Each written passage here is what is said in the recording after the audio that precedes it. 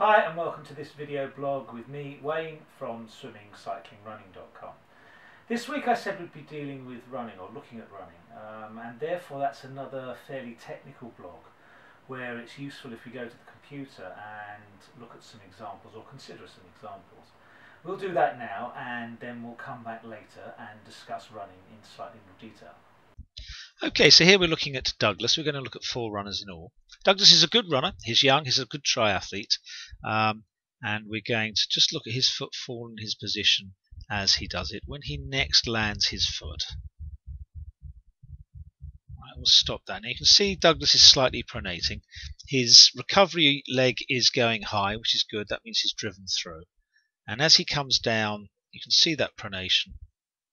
And the foot's just about to land.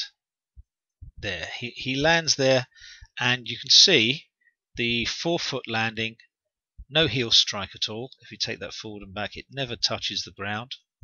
Yeah, so it's definitely a forefoot lander.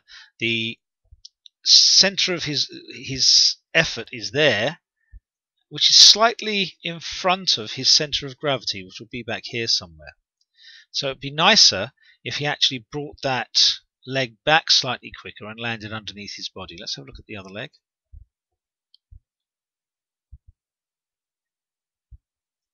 There we go. We're just landing. You saw that pronation twist of the foot.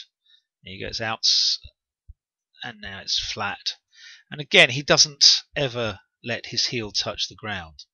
And I would suggest that that is just about the landing point. And again, he's level with his knee and his shoulders behind it. So it'd be nice if we could bring his shoulder and hip forward just slightly, which would mean bringing this knee forward as well as it recovers.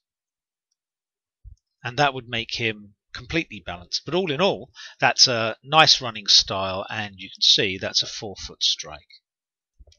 Okay, now we're going to have a look at Poreq here, and we'll see what he's doing when he lands his foot.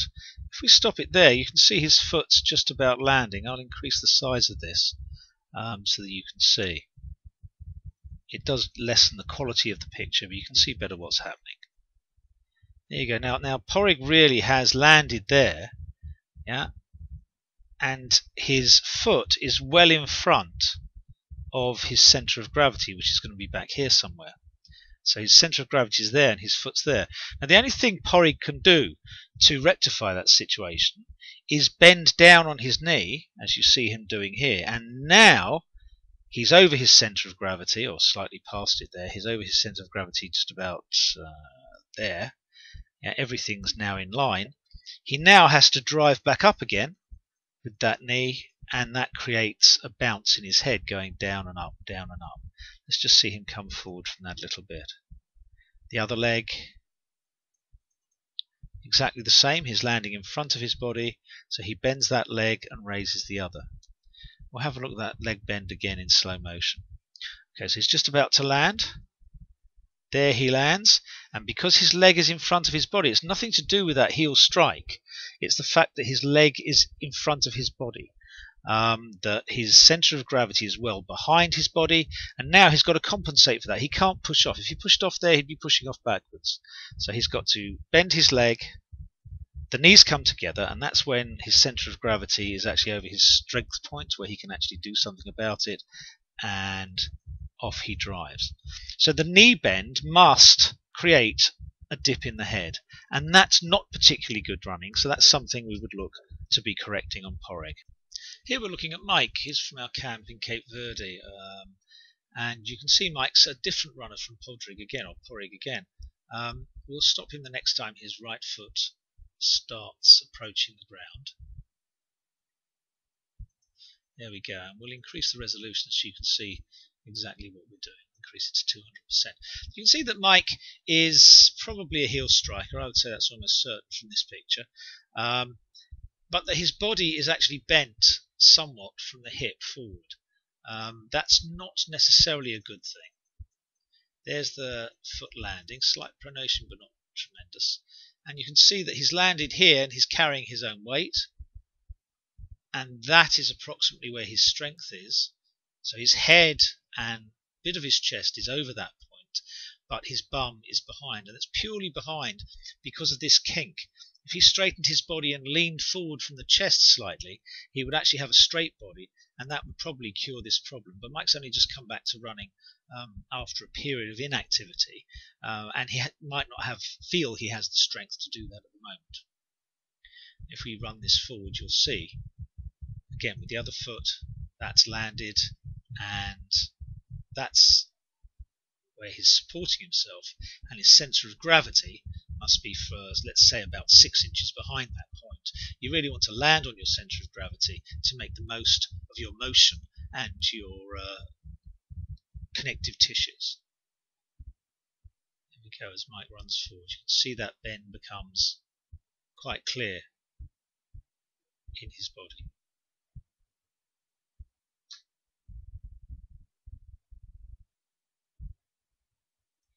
Okay, now we're going to take a look at Chris, and we'll stop it just before he lands his next leg. Okay, he's just about to land. We'll increase the resolution so it's more visible exactly what's happening. Okay, there you can see the leg's still off the ground. He's landing now, and you can see he's a 4-foot striker. That's where he's taken his weight, and you can see for Chris, because his knees are bent forward slightly, or his legs are forward slightly, he is actually taking his weight behind, or his centre of gravity is actually behind his weight-bearing leg. We can change that using exercises, but let's just have a look at why that's happening. The recovery leg is really nicely positioned. As this leg comes down, it hasn't driven back fast enough. He's pointing it out well. It's extending well. But from that position, that leg should start driving back, and it's just not doing it. He's just letting it fall on the ground. And that's where he's taking his weight. And again, his centre of gravity is behind his balance point, where all his strength is. So let's just run that on. Chris could run fairly fast. He's been a reasonably good athlete in the past, just coming over to triathlon. We expect good things of him. We expect him to someday hopefully represent the UK at the World Championships. You can see he's got good form. There's just a couple of minor errors. As he gets faster, those knees are becoming closer and closer together. As you see it there, that's now much closer than it was before, and so was the last strike. So as he gets faster, this improves. What we've got to do is we've got to make sure that he runs in a fast manner, even when he's running in a slow pace. Right, we're now just going to show you a couple of drills that you can do to improve your running technique. This first one's called 2 + 2 + 4, where you do 2 hops on the right leg, 2 hops on the left leg, then 4 just runs in the same manner. You're trying to use your connective tissue and land really lightly with this particular drill.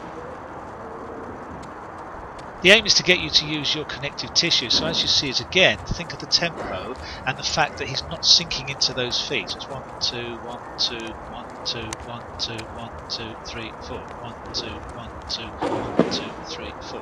And that's how it should go. This next drill uses hurdles and ladders, small hurdles and small ladders, and it's again trying to make you use your connective tissue. You can see these ladies are really nicely jumping over the hurdles and ladders, and they're making very little sound as they do it. Poreq, on the other hand, is very much heel striking, and you can see the difference between the two. We'll show you this again once it's finished, and you have a look and see what happens. So next we slow it down slightly, and you'll see that the girls are really light on their feet. They're driving off the foot, and they're landing quite softly, whereas Poreq doesn't. So the aim is to really get your foot under you as you land, and then drive off that foot.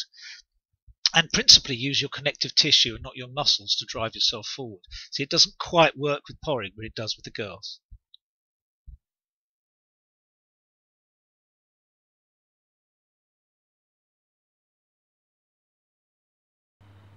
Alright, so there we've illustrated a few examples of running technique and a couple of drills that we think will help you perfect your running style and make it better. Now, all of the technical points that we've pointed out have been about where your landing point is compared to your centre of gravity.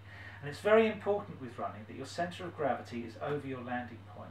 And if it is, you can then drive off that foot really fast without sinking into the ankle. Sinking into the ankle just wastes time, and it means you're using your muscles a tremendous amount instead of your connective tissue, which is really like free energy. So if you can get free energy, use it, and that's from your connective tissue. Your connective tissue can only be used if you land over your centre of gravity. That's the key to good running. Don't get het up with arguments about forefoot strike, midfoot strike, and heel strike, and chai running, and pose method running. Don't worry about that at all. Try and make your centre of gravity over your landing point, and then you'll actually start improving your running. However, having said that, don't change things mid-season. If you're not running particularly like that now, if you run with your foot well out in front of you, changing might lead to little niggles with your Achilles and your calf muscles. So wait until the end of season to make any major changes, but minor changes, try, and certainly try the 2+2+4 drill, which is an exceptionally good drill for any runner. Okay, next week we're going to surprise you with what we're going to do, and we'll be back to more the mental side of the sport. Thanks very much for watching. Hopefully you've enjoyed it.